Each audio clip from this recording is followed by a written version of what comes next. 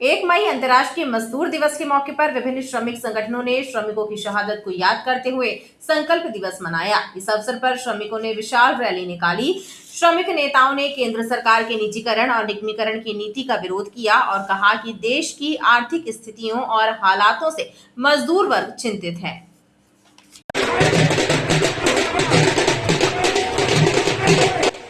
1 मई को अंतर्राष्ट्रीय स्तर पर मजदूर दिवस मनाया गया। विभिन्न श्रमिक संगठन विभिन्न कार्यकर्ताओं और रैलियों के माध्यम से देश के श्रमिकों को एकजुट करने का प्रयास और आह्वान कर रहे हैं।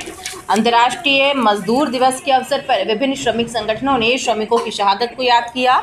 जबलपुर में विभिन्न मजदूर संगठनों ने एकत्र होकर विशाल रैली निकाली। रैली में बड़ी संख्या में श्रमिक नेता और मजदूर शामिल हुए। इस दौरान श्रमिक नेताओं ने केंद्र सरकार की निजीकरण और निगमीकरण की नीति पर सवाल खड़े किए। साथ ही कहा कि देश के वर्तमान आर्थिक हालातों और स्थितियों से मजदूरों में चिंता है और आक्रोश व्याप्त है। साथियों से अनुरोध है कि रैली को आगे बढ़ाएं, लोगों की कतारों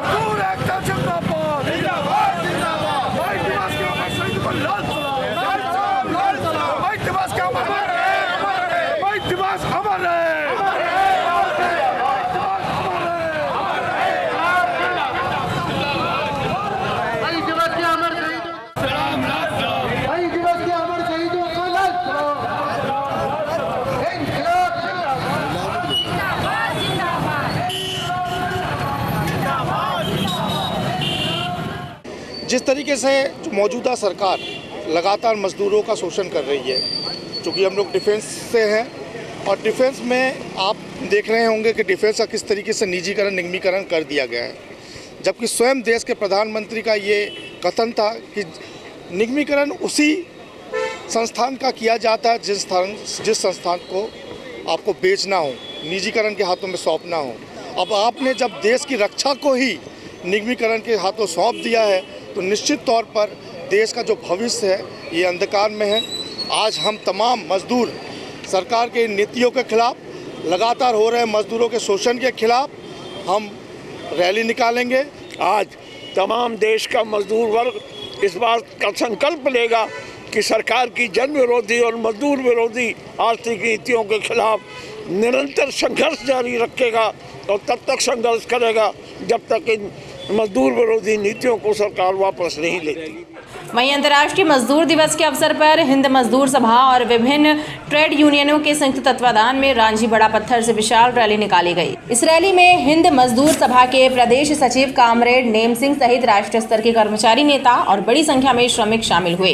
रैली के माध्यम से श्रमिक नेताओं और श्रमिकों ने केंद्र सरकार की मजदूर विरोधी नीतियों के खिलाफ समस्त कर्मचारियों से एकजुट होकर संघर्ष करने का आह्वान किया।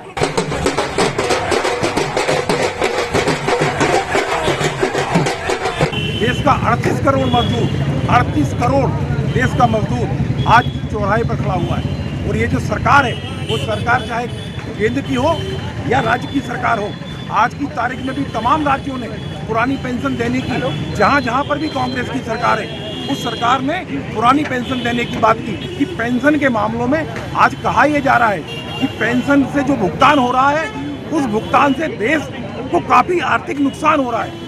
तो हम कहना चाहते हैं कि चाहे पार्षद हो, विधायक हो, सांसद हो, एक बार नहीं दो बार, तीन बार जीतने के बाद तमाम लोग आज की तारीख में यदि पुरानी पेंशन स्कीम खराब है तो हमारे जो जनप्रतिनिधि हैं वो किस तरीके से पेंशन लेने का काम कर रहे हैं।